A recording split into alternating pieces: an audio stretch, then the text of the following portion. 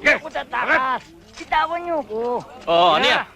Bitawan niyo ko. Sir, si Boy Takas. Kahuli namin. Tatakas na naman. Walang katala-dala. Sige ka din ah. Sige, tsaka. Wala mo makakalusot ka. Mananawa kayo ng kauhuli sa akin. Sige. Pagkadena niyan, daling kagad sa boat. Yes, sir. Kala nyo. Bilib ako sa'yo, Boy Takas. Wala kang kakupas-kupas. Wala ka din naman kadala-dala eh. No? Mananawa sila ng kauhuli sa akin. Galing mo. Siya pala, Boy. Baka maubusan na ako ng oras. Magpapaalam na ako sa'yo. Mahaba rin pinagsamahan natin eh. Lalaya na ako bukas eh.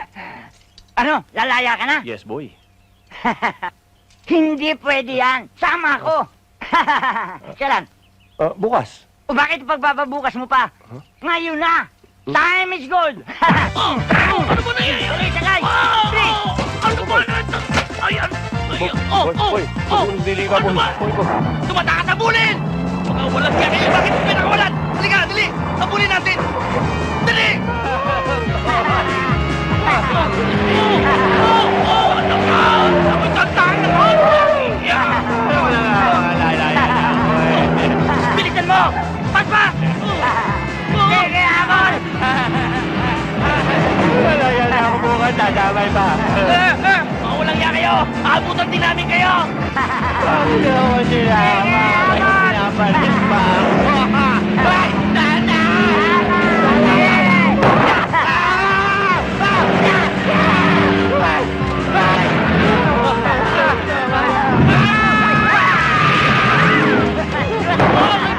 Patamaan mo!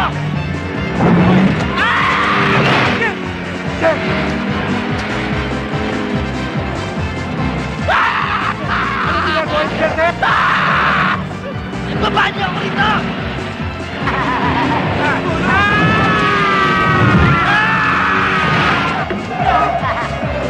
Sir, hinabol tayo! Bilisan mo! Baka buti tayo! Tingnan mo! Sakay kayo!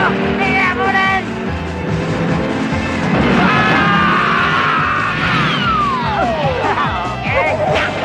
Habulin niyo! Habulin! Magpapagkatayan!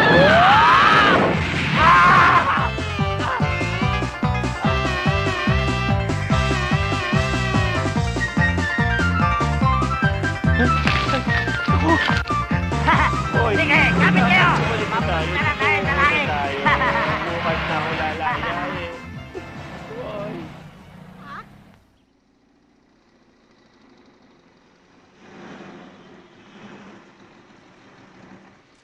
Hay, nako!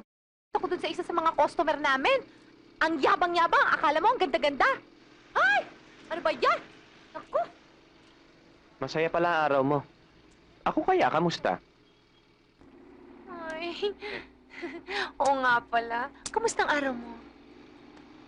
Eto, okay naman, pero ano ako sa... Okay naman pala eh. Alam mo ba? Ang nakakainis pa doon, kinuha pa niya yung design ko sa gown ko. Ay, ano ba yan? Teka. Anong gown mo? Di para sa kasal. Wala, para sa Santa Cruzan. May nagkuha kasi sa akin mag-Reyna Elena eh.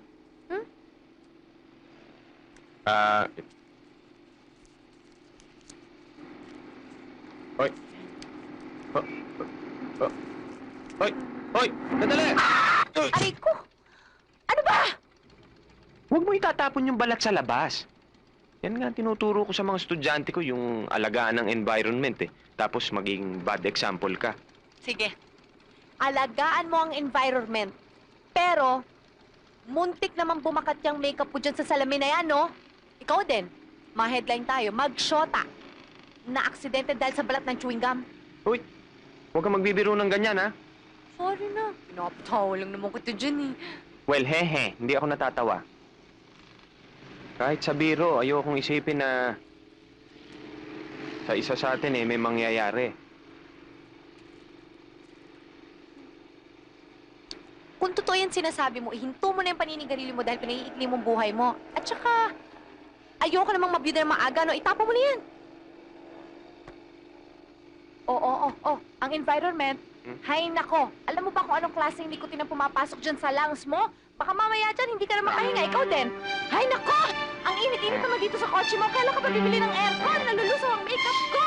Ay, nako. Mabalik tayo dito sa babaeng pang... Ay, nako, ewan ko.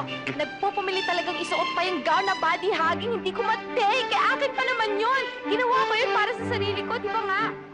Ay, hindi pala. Para pala yun sa Santa Cruz na gagawin ko. Ay, nako.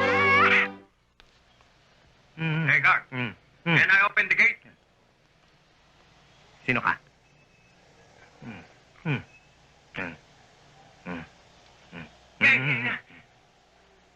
Hindi pwede, hindi pwede. Hey, guard. You don't understand English? Okay.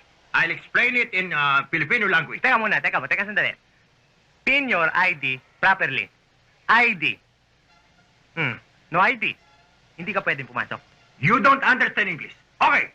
I will use national language. Buksan mo yung pinto. My golly, very hard to talk in Tagalog. Sandali. Hindi mo ba naiintindihan talaga? Walang ID. Hindi ka pwedeng pumasok.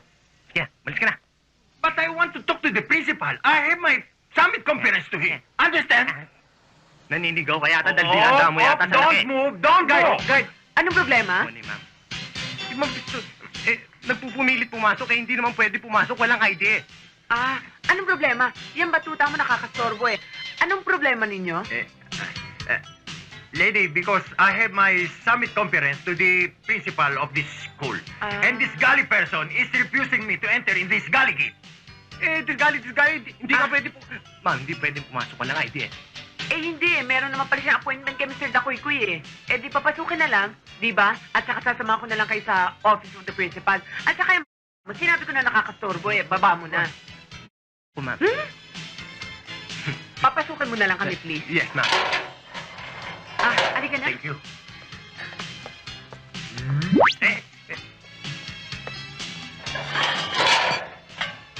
Hmm.